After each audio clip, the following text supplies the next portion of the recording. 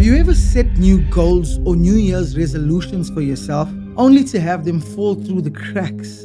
How many goals or New Year's resolutions have you set that you let slip through the cracks? How long has this been going on for, and more importantly, how much longer are you prepared to live this way? If you're sick of setting goals only to have them slip through the cracks, well, friend, you're in the right place, because in today's podcast episode, I'm going to be giving you some actionable steps on how you can actually achieve the goals you've been setting and ultimately live an exceptional life. My name is Nathan J. Bishop, and this is Maximum Impact Unleashed. In the previous episode, we looked at the curse of mediocrity, what it is and why it's important, and more importantly, why it's important for us to steer clear of this path. As a reminder, the curse of mediocrity is the not so obvious law of society that draws individuals towards the central tendency. It starts off as a societal precept and then manifests itself as the individual's mindset. These societal precepts are based on past experiences by a society. These past experiences are often based on society's limits and past failures. Society then normalizes these experiences and shoves it down the throats of all individuals in a society, calling it the average, what's normal, and the status quo. Here's what someone negatively impacted by the curse of mediocrity would look like. When you try something new and for argument's sake, the thing you're trying is difficult to do, you will inevitably fail. And at that point, society will come around and shove their precepts down your throat. Hey, I saw you were trying something new and I saw you almost got hurt. You almost broke your arm. You almost broke your heart. You need to stop doing whatever it is you're doing. I'm saying this because I care about you. Just be realistic. If you heed the counsel of society, you will lose self-confidence, and this will weaken your self-identity. This will also result in you gaining confidence in society, and you will also gain a deeper identity within your societal group. Done enough times, and this will result in your self-confidence sitting at 0% and your self-identity sitting at 0%. This will also result in your confidence in society sitting at 100% and your identity found in society sitting at 100%. But the unfortunate and inevitable is bound to happen. When society is either unable or unwilling to validate you, and you cannot turn to yourself because there's no one there, and you also cannot turn to society because they've turned their backs on you, this is when you turn to harmful vices, and that's where mindlessly scrolling on social media, consuming pornographic content, and substance abuse comes in. When the curse of mediocrity has dealt you its final blow, the last stage is suicide. This is why it is so important to stay clear of the curse of mediocrity. And that looks like choosing to live outside of what is conventional or normal for a society. But there is light at the end of the tunnel. If you try something new and for argument's sake, that something new is something difficult, you will inevitably fail. And that is exactly when society will come around and shove their precepts down your throat. Hey, I saw you doing something, broken arm, broken heart, it's for your good, be realistic. Society has this right. Failure points out your limitations. But here's where society gets it wrong. You do not have to accept those limitations. You can break through them, thus expanding your expression of self. If, in spite of the counsel of society, you are prepared to fail again and again and again, you will ultimately succeed. And when you succeed, this will result in a boost in your self-confidence, and it will also strengthen your self-identity. It will also result in you losing confidence in society, and it will be that much harder for you to identify yourself with the society that spoke against your dreams. Having achieved this, you will go on to do more things that are considered abnormal outside of the confines of society. This will result in you failing at an even higher degree than most people are willing to fail in society. But if you fail and you fail and you fail, this will lead to you succeeding at a higher degree than most people in society. But here's the opportunity cost to living an exceptional life. When you are able to achieve and do what most people or what society deems impossible, you will be admired, but you will be misunderstood. Because you are a leader, you will have many followers, but you will have very few friends. Many people will look up to you, but when you look back at them, it will seem as though you are looking down on them. This is the price that all the greats must pay to become great. But the greats are prepared to choose this path over and over again. You cannot give to someone else something you yourself do not have, which is why it is most important for you to begin your journey by filling up your cup, not just for yourself, but if your cup overflows, even the surrounding area in close proximity to you will eventually get wet. Love your neighbor as you love yourself. This begins with self-love. Cannot give to someone else what you yourself do not possess. Living an exceptional life is living a life on your own terms with vigor and vitality. The two characteristics that best describe an exceptional life is freedom and peace of mind. Freedom is having the power to act, speak, and think as one so desires. The opposite of freedom is slavery, and in this context, slavery is being powerless to act, speak, and think as one so desires. Peace of mind is being in a state where you do not worry about what you will drink or eat, where you will stay, or whether you are safe or not. The opposite of peace of mind is stress, and stress is being inundated by the worry of what you will eat or drink, where you will stay, or whether or not you are safe. An exceptional life is a life of freedom and peace of mind. But this freedom and peace of mind is grounded in reality, not just platitudes you say to yourself. You see, optimism alone isn't enough to live an exceptional life. To live an exceptional life, practical optimism is required. Where plain old optimism says, things are going to work out, it's going to be just fine. Practical optimism says, these are the things I am currently doing to make things all right and so they can turn out okay. Through the lens of mediocrity, challenges define the limitations of one's capacity and capability. But through the lens of exceptionality, challenges offer one the opportunity to increase one's capability and capacity. How can I go faster, further? How can I be stronger? How can I do more, love more, give more, share more? How can I give what I have to make the world a better place? While it may not seem obvious at first, someone who doesn't care about fitting into a specific sect in society is far more likely to be accepting of that society and, as a consequence, give to that society. Whereas someone who identifies with a particular group in society is far less likely to be accepting of the other groups in society and therefore far less likely to give to those other groups. Don't believe me? Let's explore this. How accepting are Republicans of Democrats and vice versa? How welcoming are Christians of Muslims and vice versa? You see, society isn't just one big happy group.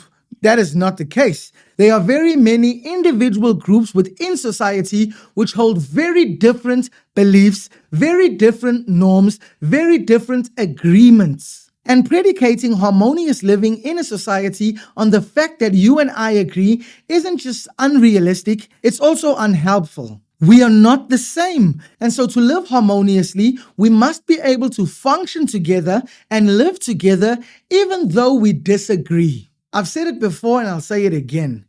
Study the herd and do the complete opposite. When you think of the top 1% of the world's population, who comes to mind? Do you think of the poorest of the poor? Do you think of the unhappiest of the unhappy? Do you think of the unhealthiest of the unhealthy? Is that who comes to mind when you think of the average person? Is that who comes to mind when you think of the top 1%? No, that's more indicative of the norm, the average, and the status quo. There is nothing normal with being normal, and it is not okay to just be okay. Leave the status quo to the average Joe. The top 1% of the world's population are the richest, happiest, wealthiest people on the planet. And these are the people who run the world. As a child, Jack's father worked with horses. And so to maintain a steady income, Jack and his dad had to move from place to place, from ranch to ranch, so that he could keep getting the money he was getting to sustain his family. This meant that Jack's schooling career was constantly interrupted and he never stayed in a single school for a complete year. One day in middle school, Jack's teacher told him and the entire class, "I want you to write an essay of what your life could one day look like. Be as detailed as you can possibly be. And then, in 2 days' time, I want you to hand it in to me." This was something that absolutely excited Jack because the picture he had in his mind was vividly clear. So Jack got straight to work. He wrote a very detailed description of his dream to one day own his very own horse ranch. He was very meticulous about what the house would look like, what the stables would look like, and what the horses would look like, and how many horses there would be. 2 days later, he handed his paper in to his teacher, and after 7 days, his teacher handed his paper right back to him, but on that paper was a big, fat F. Fail. Jack asked his teacher, "Why did you give me an F? Was the paper really that bad?" To which his teacher replied, "Look, the writing was amazing and I could have given you an A. The problem is, if I do that, I'm only going to be feeding an unrealistic dream you're carrying around, which is only going to leave you hurt in the future. And so, to save you the shame and the hurt in the future, I'm going to give you an F. Because this paper isn't grounded in reality. You are poor and your family is poorer still. You have no money, resources. There's just no way you are going to one day own a horse ranch. But because you're a good student and because you're a good writer, I'm going to give you another chance. If you rewrite this paper but ground your essay in reality, I will give you a good mark, Jack." Jack took back the paper. And 1 week went by. 1.5 weeks went. 2 weeks went by. And finally, Jack came back with the paper. Upon reviewing the paper, Jack's teacher said to him, "Jack, this is the exact same paper. You haven't changed a thing." To which Jack replied, "You know what, sir? I thought about it. You can have the F and I'll keep my dream." You see, this is a very good example of how society comes along with its precepts and tries to shove them down your throats to show you, based on what it has established as your limitations, it tells you to accept your lot in life. But the story also points out what we are to do, what mindsets we are to have if we are to overcome the curse of mediocrity. Born in Milan, Ohio in 1847, Thomas was a curious lad with an imagination that thought anything was possible. But as a scholar, his teachers found that he was too inquisitive and they labeled him slow, unteachable, and a wandering mind. His parents took him out of school and homeschooled him. From newspaper salesman on a train to countless failed experiments, but of course, that's not the way he would put it. To quote him, "I haven't failed. I've just found 10,000 ways that doesn't work." These are the famous words of Thomas Edison, one of the world's most renowned inventors. He holds over 1,000 patents and he is the inventor of the incandescent light bulb. This is the guy that society labeled as slow, unteachable, and a wandering mind. It's not that the uber successful don't fail, but that the uber successful are prepared to fail again and again and again to do that which they are determined to do. Thomas Edison failed over 1,000 times when trying to invent the incandescent light bulb. This was the price he was prepared to pay to bring light into the world. He saw the world not as it was, but as it could be, as it existed in his mind. So how about you? How do you see the world? As all it will ever be based on what your eyes can currently see? Or do you conjure up things in your imagination and you are feverishly working to bring it into manifestation? How do you see yourself? Do you define yourself by your past failures and limitations, or are you prepared to break through those limitations and be all that you can be? How do you see failure as part of the process that ultimately leads to success or as an indicator of your boundaries? According to Abraham Maslow's hierarchy of needs, at the top of his pyramid is self-actualization. There is an idea that I call the paradox of failure, and it is this. To be self-actualized, or the point of reaching one's full potential, is equal to the point of failing at the highest degree in line with one's purpose. Suppose you wanted to discover what your car's ultimate potential was, let's say in terms of the fuel tank. Well, one way to go about it is you could fill up the car's fuel tank with enough fuel to the point just before it starts overflowing. That's one way you could go about it. However, this is more about the fuel tank and less about the fuel tank in relation to the car. Here's a better way to go about it. You could fill the tank up with fuel, close it up, get in the car, start the car, put both feet on the accelerator and drive that puppy to the point of failure. You drive not until you don't want to go anymore. You drive until the car is unable to go anymore. This is the point of failure, and it is also the point of realizing the car's full potential. Those who are prepared to fail at the highest degree will also be those who succeed at the highest degree. Failing at the highest degree, which results in succeeding at the highest degree, is what results in self-actualization. What dreams have you given up on and let slip through the cracks because of either societal pressure, which is an external factor, or because of your own busyness? You see, busyness is a form of laziness because if you are too busy to get things done, how can you be productive? Busyness is what will cause you to mistake activity for productivity. Activity is based on what you are doing, whereas productivity is based on what you have gotten done. So here's my question you. What have you done? You can't possibly answer this question if you haven't set goals and then taken action to accomplish those goals. So I'm going to ask this question a little bit differently. What goals have you set for yourself? And of the goals you have set, how many of them have you accomplished? What are you currently doing to get the ones done that aren't already accomplished? Not long ago, I was talking with my brother and the subject of New Year's resolutions came up, which is when he immediately said, hey, I'm not even going to say it. Not again. I'm not going to do this. I'm not even going to mention it. He was referencing the fact that we kept making New Year's resolutions to lose weight year after year after year, but every year we failed to get it done. This was the point where I said to him, the only thing worse than setting New Year's resolutions or goals and not committing to doing what must be done to be successful is committing not to setting New Year's resolutions or goals and succeeding at that. I don't care how ridiculous your goals sound to you. Say them out loud, write them on a piece of paper, and stick them on the fridge. I'm going to start a business this year. I'm going to lose 20 kgs this year. I'm going to stop smoking this year. I'm going to read a book every single month for the entire year. I'm going back to school this year. And even though it's been a long time, even though it's been forever, I'm going to say sorry to that someone this year. Only you and you alone know what must be done, because only you can look at the man in the mirror and see and confront your ugly. But if you can take a hard, long look at the man or woman in the mirror, then you will bring about the desired change. If you're serious about facing the man in the mirror and you're ready to take some actionable steps to do what must be done to bring about the desired change, I got you.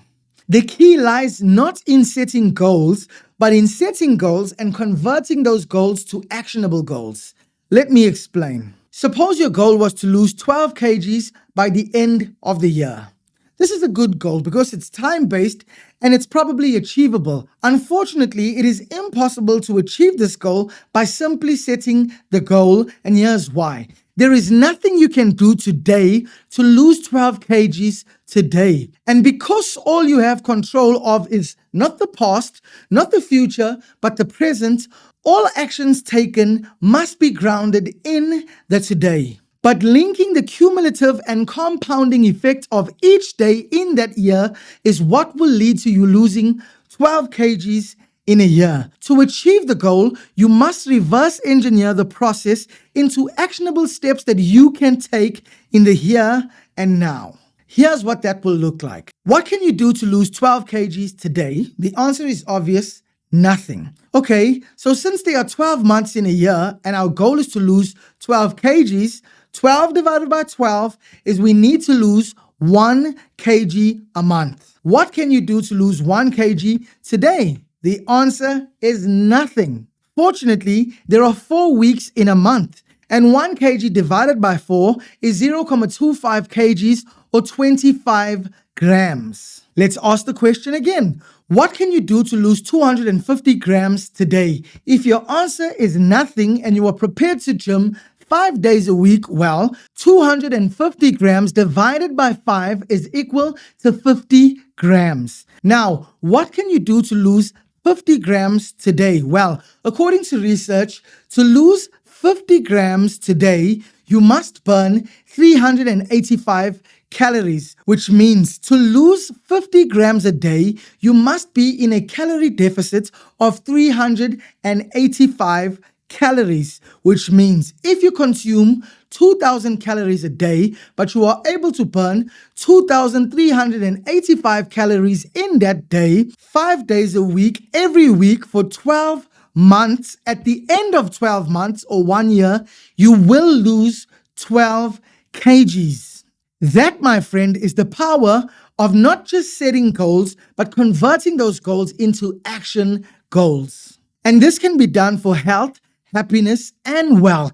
All you need to do is set goals and based on those goals, reverse engineer the process to actionable steps you can do today. Now, I'm not suggesting that this is something easy to do, and I would not recommend trying to do it on your own. If you want to go fast, go alone. If you want to go far, find other people. I highly recommend finding a community for yourself, finding a coach or mentor, someone who's already done what you are trying to do so that they can help you fast track the process by breaking down the end result into actionable steps that you can take today, and the cumulative and compounding effect of those actionable steps you take every single day, resulting in you hitting your target. You don't have to live a mediocre life. You can live an exceptional life. Don't settle down. Level up. Will it be hard? Absolutely. Will it be worth it? Absolutely more. You have what it takes. You simply need to believe and then behave in accordance with that belief. A community and a coach is only going to help you stay accountable and true to the process. If you enjoyed this podcast episode, please consider giving it a like and subscribe to the channel. My name is Nathan J. Bishop, and this is Maximum Impact Unleashed.